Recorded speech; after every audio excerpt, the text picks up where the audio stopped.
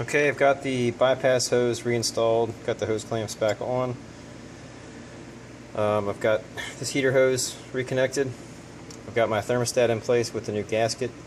I'm reusing my thermostat just because I put a new one in back in September when I originally took the intake off for the first time. So this is only about 9 months old. I cleaned it up a little bit and I'm going to reuse it. Certainly if yours is old, you want to go ahead and replace it. Some people run a aftermarket stat that's colder than the OEM. I think OEM is 195 degrees. A lot of people like to run 180 degrees. In fact, the gasket kit that I bought came with a 180 degree thermostat.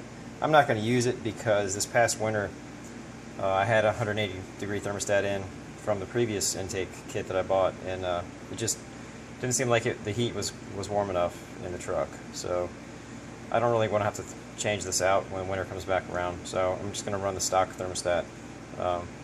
You can do whatever you like, but anyway, it's ready to go back in. Of course, here's my new housing. That'll sit down over the top like that.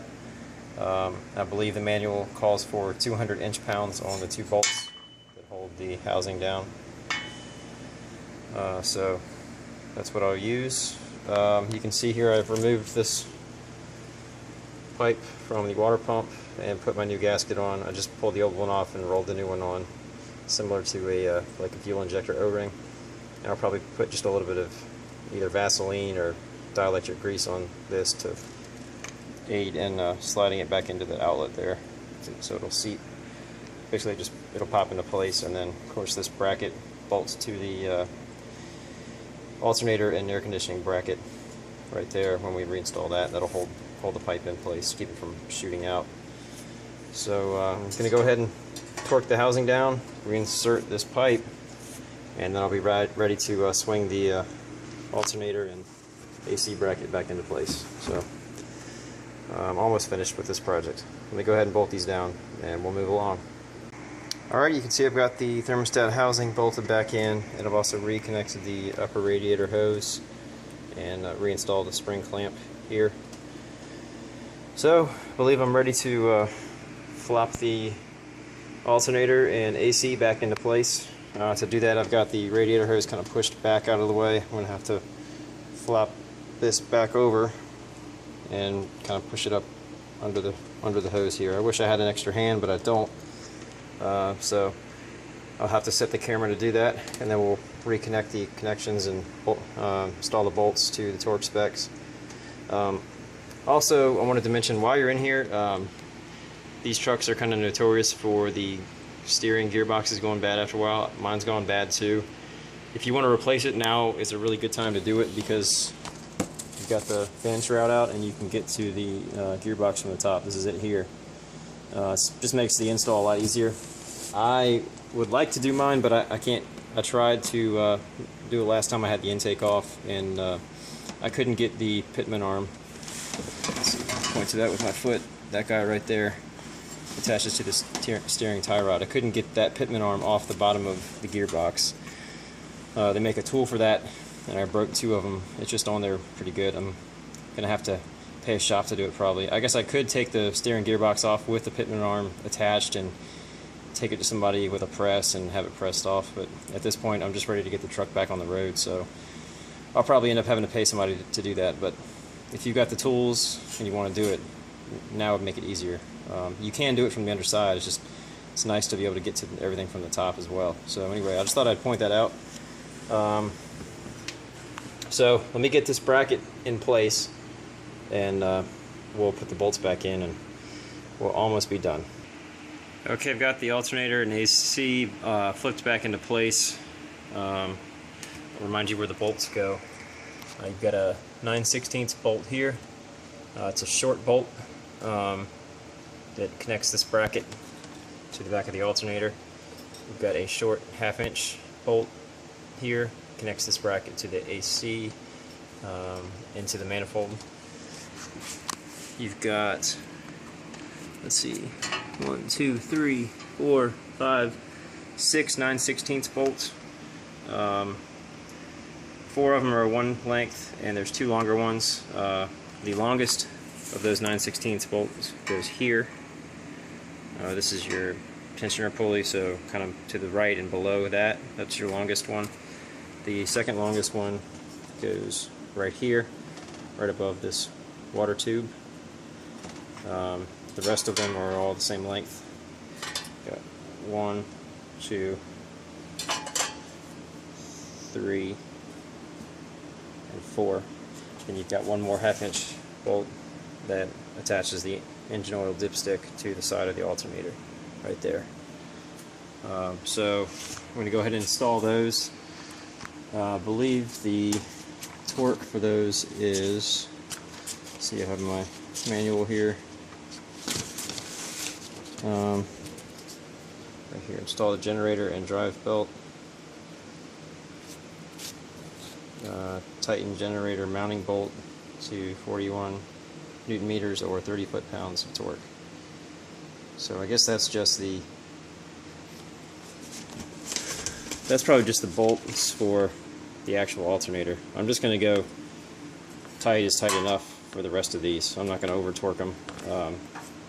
There's a lot of them holding that thing on there, so, and they're easy to access if I need to tighten them up later. But anyway, let me get those bolted down, and I guess I can go ahead and put the air cleaner back on, reconnect the tubes to that, then I can put the fan shroud back. So I'm almost done. Let me get this bolted in and we'll wrap this up. Okay, I almost forgot to mention to make sure you reconnect your alternator. There's a couple of electrical connections there. Of course, there's the main wire here that goes to the battery. It's got a 1/2 inch nut that goes on the stud coming off the back of the alternator, so make sure you reconnect that. And then there's also a electrical connector here that I disconnected earlier, so make sure you undo that. Reconnect that. And I had also disconnected this wire from the bottom of the ignition coil. In hindsight, I probably didn't need to do that, because that actually just feeds to this wiring harness that runs up here alongside the valve cover. So you really don't need to disconnect that, I don't think, but I had pulled it apart, so if you do, just make sure you disconnect it there, but really it's not necessary to pull it off. So I just wanted to point that out. Also, this the main wire here on the back of the alternator has this cap that covers that up. Like that. It clips on so that that connection is not exposed. So make sure you remember to hook those back up. Now I'm going to move on to the air filter housing, and then we'll put the fan shroud in. Okay, I've got the air filter housing back in place. Of course, the intake boot goes over here and snaps into the side of the fender. You've got a breather hose here that goes to the passenger side valve cover. Just reinsert that tube.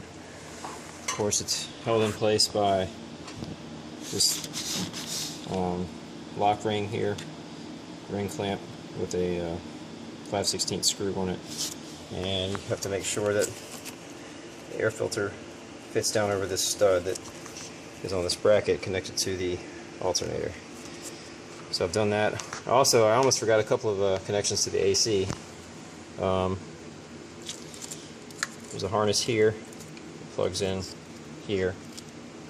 Of course, I labeled it earlier, but I just overlooked it just now, so I'll reconnect that. And then this plug here goes on to this connection on the top of the AC.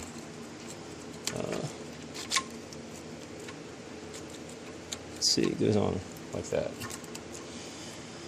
I'll use some dielectric grease on those.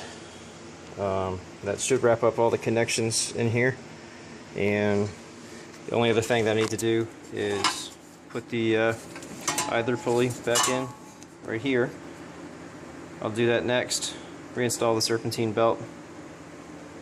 Then I can put the fan shroud back in and reconnect the fan blades and fill up the reconnect the coolant reservoir and the washer fluid reservoir and fill up the radiator.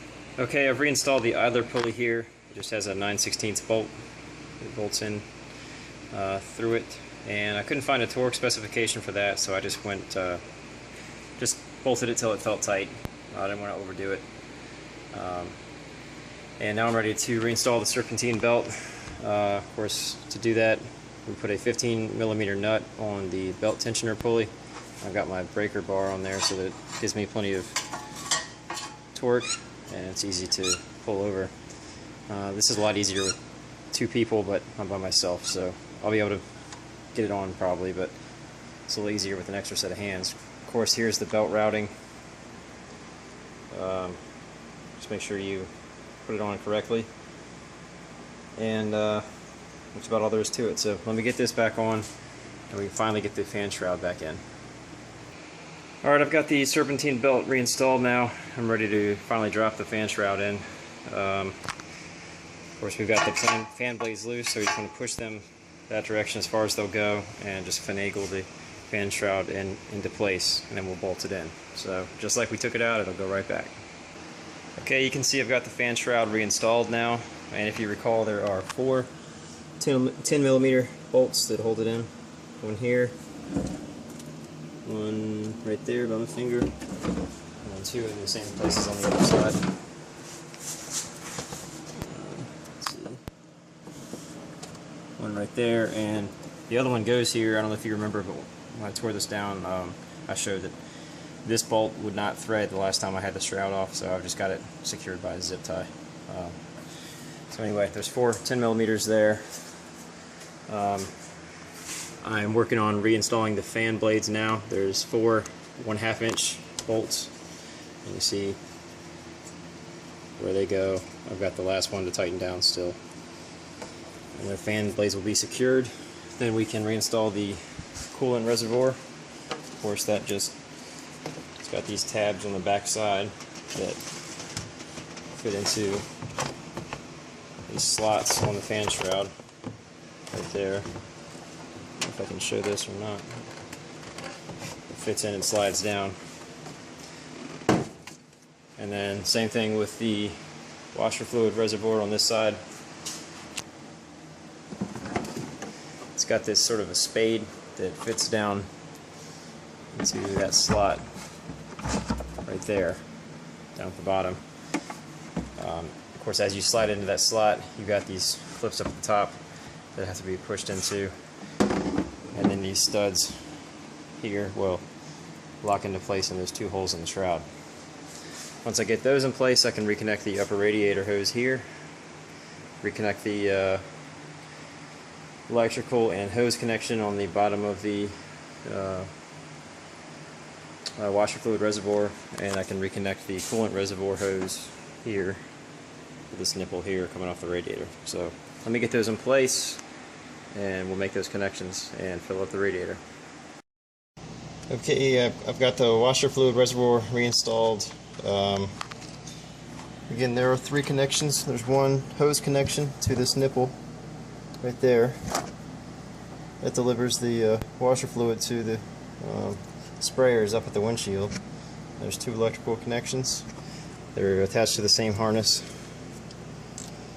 So this connection here goes right above that hose connection there, and the other connection that has a blue connector will go, let's see if I can show you, up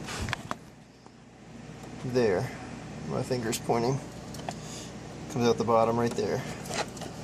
So I'll put a little dielectric grease on those, connect the rubber hose, then I can fill up the reservoir, fill up the radiator, reinstall the battery, and we're going to try to start the truck and see how it does. Alright, I've got the reservoirs reinstalled. I've got the battery reconnected. Got the upper radiator hose reinstalled with the hose clamp in place. I'm ready to refill the radiator through the radiator cap and the reservoir. Fill that. I checked the engine oil, it's still good. I didn't drain the oil, so no reason for it to be low, but just wanted to double check.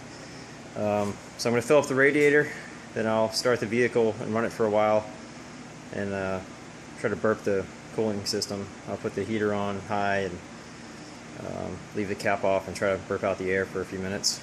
Then I'll check the level of the reservoir again, and we'll see how the truck runs. I'll take it out for a test drive in a minute, but I'll give you a shot once I've got it started, and we'll see how it's running. Alright, here we go, getting ready to start the truck for the first time. This always makes me a little nervous, but here it goes.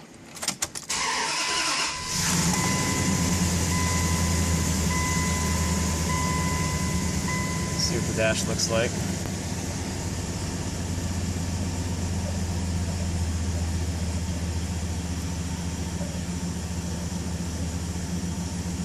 Truck sounds alright. I'm going to back it out of the garage and let it idle for a little bit, and I'll look underneath, see if I got any leaks or anything. Take it for a test drive.